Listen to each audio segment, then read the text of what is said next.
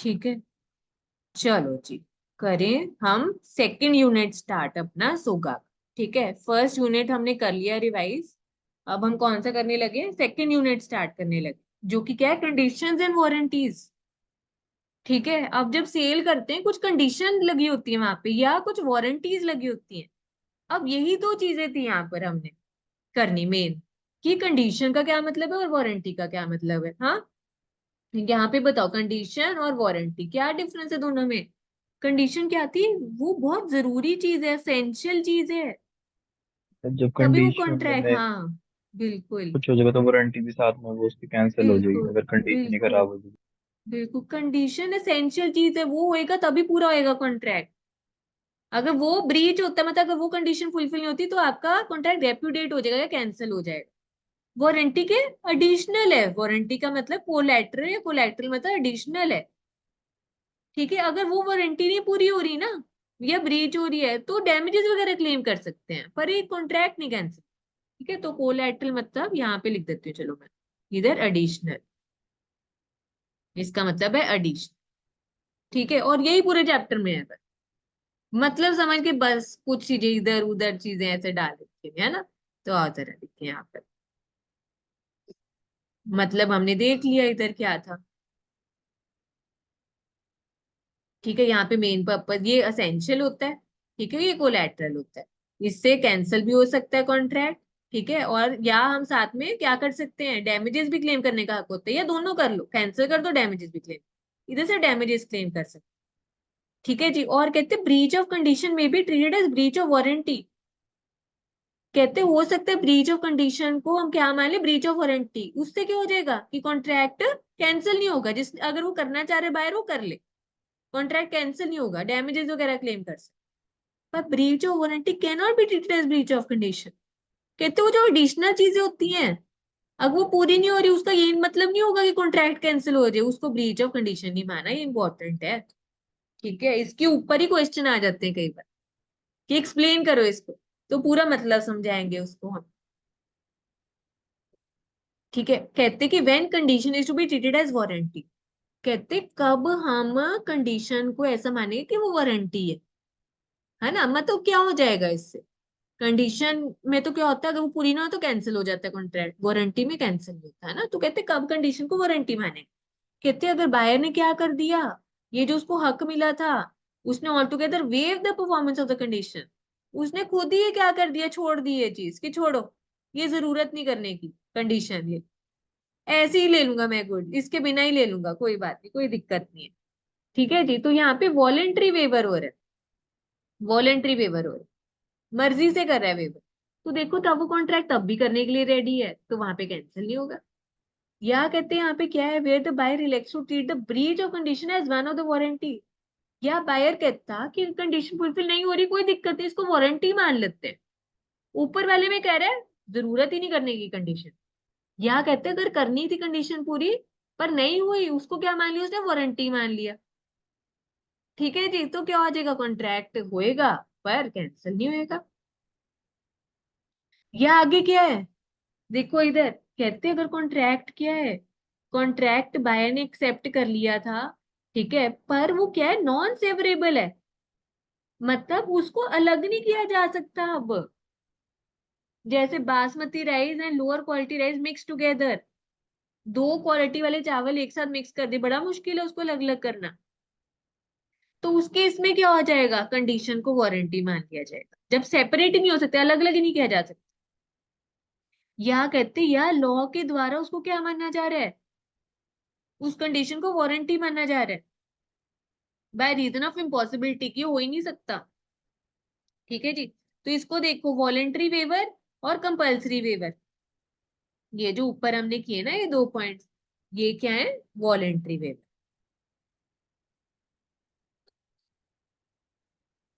Voluntary waiver है। ठीक है जी, और ये क्या है हमारे, ये कंपल्सरी। ऊपर क्या था, ये देखो नाम से ही पता चला, कंपल्सरी में अलग नहीं किया जा सकता और लॉ के द्वारा उसको ऐसे माना जाए, कंपल्शन हो गया। ऊपर वॉलेंट्री बेसिस पे था, या उसने खुद ही हक छोड़ दिया कि करने की जरूरत नहीं है, या कहते हैं अगर नहीं भी कर पाए तो उसको वारंटी मारे, तो वॉलेंट्री वेवर हो। ठीक है, सीधे सीधे ऐसे डायरेक्ट क्वेश्चन पूछे जाते हैं बच्चों कई बार। अच्छा आगे क्या बोल रहे हैं, जैसे हम करते नहीं थे कॉन्ट्रैक्ट एक्ट में, एक्सप्रेस कॉन्ट्रैक्ट, इम्प्लाइड कॉन्ट्रैक्ट, है ना। तो ऐसी कंडीशन ऑफ वारंटीज भी क्या हो सकती है, एक्सप्रेस या इम्प्लाइड भी हो सकते हैं। एक्सप्रेस कंडीशन मतलब जो पार्टीज ने अग्री की हैं और एक्सप्रेसली लिख के या बोल के कॉन्ट्रैक्ट में बता रखी हैं, ठीक है, those are express condition. Implied condition कौन सी होती है, जो कि प्रिज्यूम की जाती है लॉ के द्वारा कि ये होंगी कॉन्ट्रैक्ट। ठीक है जी, मतलब जैसे हम कहते हैं ना इम्प्लाइड, ये तो मान ही लेते हैं ये होंगी ये चीजें। तो ऐसी कौन सी हैं चीजें, ये देखो, कंडीशन एज टू टाइटल। बच्चों आपका कॉन्सेप्ट इतना तकड़ा हो जाना चाहिए कि आप ये लाइन पढ़ते ही बस आपको समझ लग जाए, अच्छा ये था, इसमें अंदर पढ़ने की जरूरत ही ना पड़े।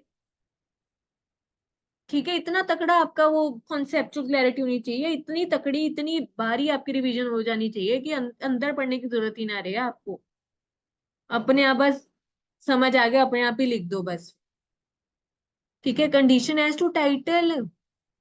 भाई यहाँ पे टाइटल मतलब हक, सेलर के पास हक होना चाहिए सामान बेचने का। कंडीशन एज टू टाइटल कहते हैं ये इम्प्लाइड कंडीशन तो होएगी वहां पे। लॉ प्रिज्यूम कर रहा है कि जो सेलर है, जो गाड़ी बेच रहा है, उसके पास हक है बेचने का। Sale, he has right to sell goods. ठीक है, चाहे वो सेल है, एग्रीमेंट टू सेल, उसके पास हक है। रियल ओनर जो असली मालिक है वही तो आगे बेच सकता है ना सामान। ये लिखा हुआ condition as to title. Sale by description, भाई अगर बायर ने बोला है कि मुझे ऐसे ऐसे चीज चाहिए, है ना, मतलब अगर ये देखो एग्जांपल दिया, अगर आपने कॉन्ट्रैक्ट किया कि मुझे मटर चाहिए, तो वो आपको वो फलियां नहीं देगा, है ना, पीस की जगह बीन्स नहीं दे सकता। अगर उसने आपको डिस्क्राइब करके बताई है ना चीज, तो फिर आपको वैसी देनी पड़ेगी, सेलर को सामान वैसी देना पड़ेगा जैसे उसने डिस्क्राइब किया, डिस्क्रिप्शन दी हुई है। अगर गलत दिए तो बायर नहीं एक्सेप्ट करेगा गुड्स, ठीक है, और ना ही पैसे देगा फिर। ये था। और आगे देखो, सेल बाय सैंपल। अच्छा जैसे कई बार लोग क्या करते हैं, जैसे अच्छा हम ना कर्टन कुर्टन खरीदने नहीं जाते, तो क्या दिखा देते हैं, कई बार वो अपनी बुक्स ही दिखा देते हैं कि ये सैंपल देख लो, है। या कोई और भी प्रोडक्ट होता है, वो सैंपल दिखा देते हैं कि ये सैंपल है ना, आपका सामान ये इसमें से सिलेक्ट कर लो, आपको ऑर्डर पे वे बना देंगे सामान। तो कहते हैं अगर आप सैंपल सिलेक्ट करके दे रहे हो सेलर को, तो सेलर को सैंपल के अकॉर्डिंग ही फिर सामान सप्लाई करना चाहिए। Bulk shall correspond with sample in quality. और बायर के पास हक होना चाहिए कंपेयर करने के लिए, जो उसको सामान बल्क में मिला वो सैंपल से मैच कर भी रहा है कि नहीं। नहीं करेगा तो फिर भाई सेलर की खैर नहीं फिर। और फ्री फ्रॉम डिफेक्ट होने चाहिए वो। ठीक है जी। और कहते जो जो भी डिफेक्ट है ना वहां पर, अगर तो नॉर्मल सी, जैसे आप कुछ सामान लेने जा रहे होते हो, अगर सामने से नजर आ रही है कोई चीज के ऊपर क्रैक है ना, वो खुद से जान सकते हो देखकर, तो आपको खुद भी पता लगा लेना चाहिए बायर। ठीक है, पर अगर कुछ ऐसे डिफेक्ट थे जो ऊपर से देख के ना पता चलते, अंदरूनी थे, और वो सेलर मतलब हिडन डिफेक्ट थे, ठीक है, तो फिर उसमें सेलर की गड़बड़ होगी, गलती हुई। हाँ जी बच्चों, समझ आ रहा है कि नहीं, बोलो जी बोलो। हाँ जी। ठीक है जी। Sale by sample as well description. भैया आपने सैंपल भी सिलेक्ट किया और पूरा डिस्क्राइब भी किया, तो वैसे ही होना चाहिए जो सामान सप्लाई हो रहा है सेलर के द्वारा, नहीं तो नहीं होगा तो बायर कैंसिल कर सकता है कॉन्ट्रैक्ट। आगे देखो, कंडीशन एज टू क्वालिटी और फिटनेस। कहते वैसे तो ये कोई कंडीशन है ही नहीं, जो सामान सेलर बेच रहा है वो एकदम फिट या प्रॉपर क्वालिटी का होना चाहिए, सही कंडीशन में होना चाहिए, फिट होना चाहिए, एकदम क्वालिटी सही होनी चाहिए उसकी। ठीक है जी। और यहाँ पे लास्ट में क्या लिखा है, there is implied condition on the part of seller, good supply shall be reasonably fit for the purpose which buyer wants them, provided following conditions are fulfilled. कहते हैं अब कौन सी कंडीशन फुलफिल करनी चाहिए, कहते हैं वैसे तो हमें पता है, ये सेलर की ड्यूटी है भाई, जो सामान बेच रहा है वो फिट और एकदम सही क्वालिटी का होना चाहिए। और कहते हैं अगर बायर ने उसको बताया है कि किस पर्पस के लिए उसको गुड्स चाहिए, और बायर भाई क्या कर रहा है, सेलर के ऊपर विश्वास कर रहा है, क्योंकि सेलर के एक्सपीरियंस्ड है बंदा। कई बार हम जाते नहीं दुकानदारों के पास, हम कहते नहीं कि भैया ये इसमें से वो इतनी सारी क्वालिटीज की चीजें दिखा देते हैं, एक ही चीज की अलग अलग क्वालिटी दिखा देते हैं, है ना जी। तो अब मतलब फिर हम उन्हीं से ही पूछते हैं सेलर से कि आप बताओ जी कौन सा लेना चाहिए, कौन सा बेस्ट होगा। ठीक है जी, ये चीज है। तो अब यहाँ पर क्या है, और आगे goods must be of description dealt in by the seller whether he be a manufacturer और नॉट। कहते हैं और हम सेलर पे विश्वास करें कि वो एक्सपर्ट एक्सपीरियंस है, इसलिए उस पे रिलाई करें, विश्वास करें, और वो बंदा उसमें डील कर रहा है। ठीक है जी, ये तीनों चीजें होनी चाहिए। बायर ने बोला है कि मुझे किस पर्पस के लिए चाहिए, है ना, और उस पर विश्वास किया जा रहा है क्योंकि वो उसमें डील कर रहा है। ठीक है जी, क्योंकि ये बायर इतना विश्वास दिखा रहे हैं तो सेलर को उसका विश्वास घाट नहीं करना चाहिए। हाँ जी, ये चीज समझ आया आपको? बोलो जी, बोलो बच्चों। हाँ जी। Yes ma'am. अब आगे की condition as to merchantability. Merchantability मतलब ऐसी कंडीशन या हालत में उस स्टेट में हो सामान के बेचने लायक हो। ठीक है जी, मतलब बेचने लायक हो जो भी आप सामान बेच रहे हो। There are two requirements for this condition to apply. Good should be bought by description, the seller should be a dealer in goods of that description. ठीक है, जो बेच रहा है वो उसमें डील करना होना चाहिए, और गुड्स अगर आप खरीद रहे हो डिस्क्रिप्शन के अकॉर्डिंग होनी चाहिए वो चीज। ठीक है जी, मतलब आप क्या कर सकते हो, अगर गुड्स उसके अकॉर्डिंग नहीं है तो आप रिजेक्ट कर सकते हो फिर। जैसे यहाँ पे लिखा है, अगर person orders motor horns for manufacture of horns, horn supplied as scratched and damaged owing to bad packing, he is entitled to reject them as unmerchantable। मर्केंटेबिलिटी मतलब उसकी गुड्स की स्टेट या कंडीशन ऐसी होनी चाहिए कि बेचने लायक। ठीक है जी, तो जो सेलर उसमें डील करना होना चाहिए और जो गुड्स बोल रहा है डिस्क्राइब किए वैसे देने होने चाहिए। और इधर देखो, condition as to wholesomeness. Wholesomeness का क्या मतलब होता है, बता सकते हो? होलसमनेस का मतलब, होलसमनेस का क्या मतलब है, बता सकते हो? ये ना ईटेबल्स वगैरह चीजों में, इसमें भी यही लिखा है कि कोई खाने पीने की चीज है, वो भी बेचने लायक हो, कुछ मिलावट ना हो उसमें, अडल्ट्रेशन ना हो, मिलावट ना हो उसमें। जैसे ये जो दूध वाला हमने था कि वो जो लिया वो इन्फेक्टेड था और बंदा मर गया था, तो ब्रीच ऑफ कंडीशन हुई।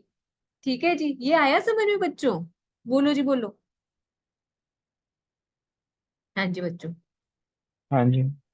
ठीक है जी, तो अभी हमने ऊपर क्या किया था, इम्प्लाइड कंडीशन पढ़ी है। ऐसी ना इम्प्लाइड वारंटीज होती हैं जो कि कहते हैं कि जो होती है, प्रिज्यूम की होती है कि जो होती है। अब यहाँ पे वारंटी क्या है, इम्प्लाइड वारंटी कौन सी है? Warranty has to undisturbed possession. भाई अगर सामान बायर ने लिया है, खरीदा है, तो उसको तंग मत करो, डिस्टर्ब मत करो, उसको यूज करने दो। अनडिस्टर्ब पोजेशन, उसके पास पोजेशन है, उसके पास रहने दो, डिस्टर्ब मत करो। ठीक है, नहीं तो बायर केस कुछ भी कर सकता है। आगे देखो, कहते हैं warranty as to non existence of encumbrances. इसका क्या मतलब होता है, बता सकते हो? Warranty as to non existence of encumbrances. हाँ जी, warranty as to non existence of encumbrances का क्या मतलब होता है? कहते भाई जो सेलर सामान बेच रहे, कहीं ये ना हो कि एसेट वो कहीं गिरवी रखा हुआ था और वो हमें बेच रहा है free from any charge, free from any encumbrance, मतलब कहीं गिरवी तो नहीं रखा हुआ था, है ना, कि मतलब जैसे हम मतलब उसके ऊपर चार्ज लगा हुआ था, फ्री फ्रॉम चार्ज होना चाहिए, कोई उसके ऊपर लाइबिलिटी नहीं होनी चाहिए। ठीक है, फ्री फ्रॉम एनी चार्ज, गिरवी गुरवी नहीं रखा होना चाहिए। आगे warranty as to quality of fitness by usage of trade. क्या लिखा है, कहते जो सामान बेच रहे हो सही क्वालिटी का होना चाहिए, फिट होना चाहिए। और जैसे कहते हैं बाय यूसेज ऑफ ट्रेड का क्या मतलब होता है, जैसे आमतौर पे बाकी जो दुकानदार भी बेच रहे हैं वैसे बेचे। ठीक है जी, और आगे क्या लिखा हुआ है, disclosure of dangerous nature of goods. भाई अगर कोई सामान में, जो सामान बेच रहे हो वो क्या है, डेंजरस नेचर का है, ठीक है, तो आप भाई वो बताओ किसको, बायर को, कहीं उसका कुछ इफेक्ट ना हो जाए, कहीं वो ऊपर ही ना टपक ले।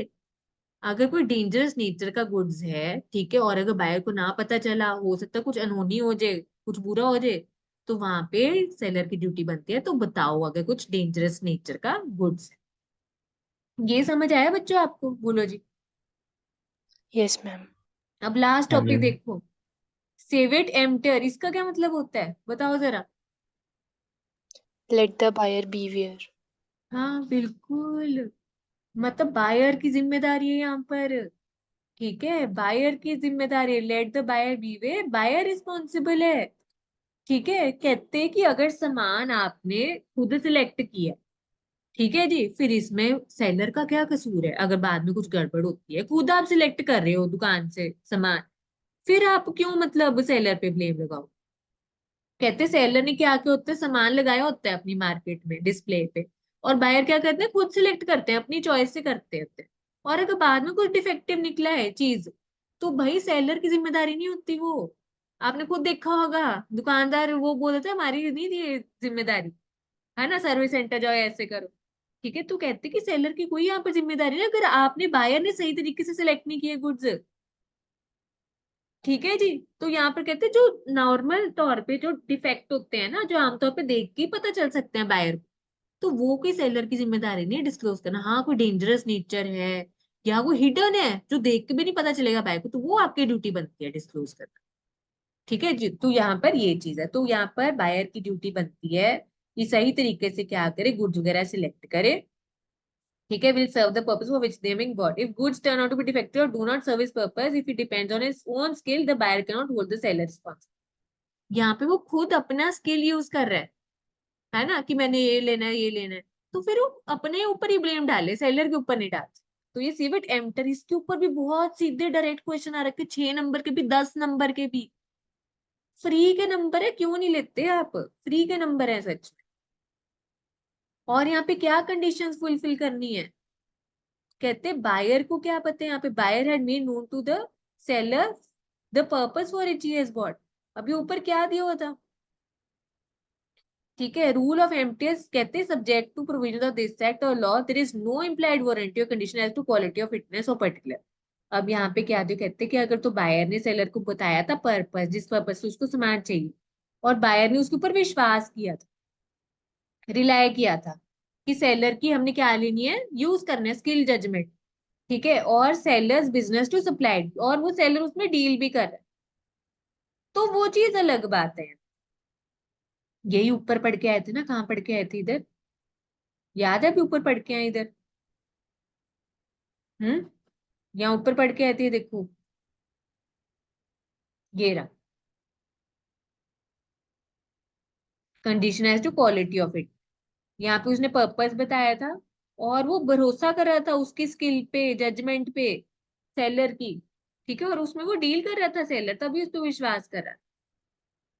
ठीक है, और तब भी अगर सेलर कुछ गड़बड़ करे फिर, तो फिर सेलर की जिम्मेदारी होगी।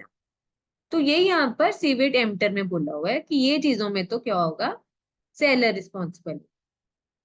जैसे यहाँ पे A sold pigs to B, these pigs being infected causes typhoid to other healthy pigs of the buyer. It was alleged seller was not bound to disclose that the pigs were unhealthy, the rule of law being save tempter। ये ऊपर वाला बताया हुआ। कहते हैं normal कोई चीजें हैं वो नहीं उसको डिस्क्लोज करने की जरूरत, कोई हिडन है जो पता नहीं लगाया जा सकता, तो वो करने की जरूरत। अच्छा, अब यहाँ पर क्या बोला, कुछ एक्सेप्शन है यहाँ। ये जो डॉक्टर ना सीवी टेम्पटर है, जिसमें हमने बोला बायर की जिम्मेदारी होगी, सेलर के ऊपर हम ब्लेम नहीं डाल सकते। एक्सेप्शंस का क्या मतलब हो जाएगा यहाँ पे? एक्सेप्शन मतलब ऊपर क्या बोलते हैं, बायर की जिम्मेदारी है। एक्सेप्शन का क्या मतलब हो जाएगा, बायर की नहीं होगी, सेलर की जिम्मेदारी होगी नीचे दी हुई चीजों में। जैसे कि एग्जाम्पल, पहले exception fitness as to quality और यूज। ये ऊपर वही चीजें जो भी पढ़ के आए, देखो ये वाला, ये वाली चीजें, ये यहाँ पे दिया हो। कहते हैं कि बायर ने उसको बताया कि इस पर्पस के लिए चाहिए, और वो उसके ऊपर भरोसा कर रहा है, उसकी स्किल जजमेंट के ऊपर, और फिर वो क्या करे, उसमें वो डील भी कर रहा है, इनको सेलर्स बिजनेस टू सप्लाई, उसमें डील भी कर रहा है। तो सेलर की ड्यूटी बनती है सही चीज, फिट चीज देने के लिए।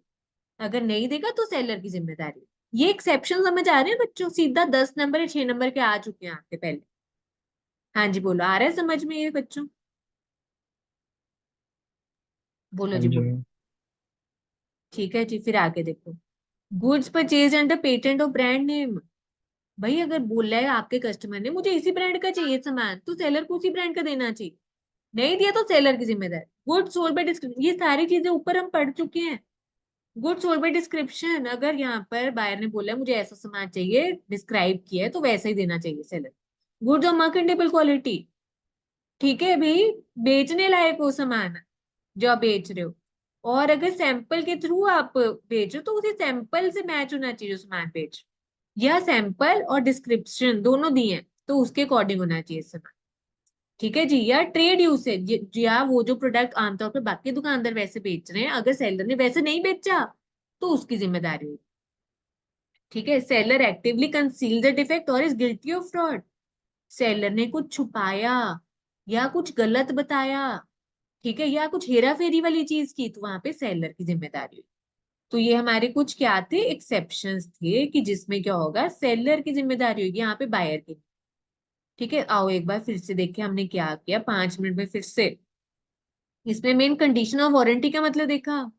कंडीशन मतलब ये चीज बहुत जरूरी है पूरी करने के लिए, कॉन्ट्रैक्ट नहीं होगा तो कॉन्ट्रैक्ट ही कैंसिल हो जाएगा। ये क्या है, ये एडिशनल है, ये नहीं भी हुई तो कॉन्ट्रैक्ट कैंसिल नहीं होगा, डैमेजेस वगैरह आप क्लेम कर सकते हैं यहाँ। ठीक है, डैमेजेस वगैरह क्लेम कर सकते हैं। फिर हमने क्या किया इसके बारे में, इनका डिफरेंस देखा, कौन से केसेस में क्या क्या कर सकते हैं, कंडीशन को वारंटी ट्रीट कर सकते हैं ये चीजें की।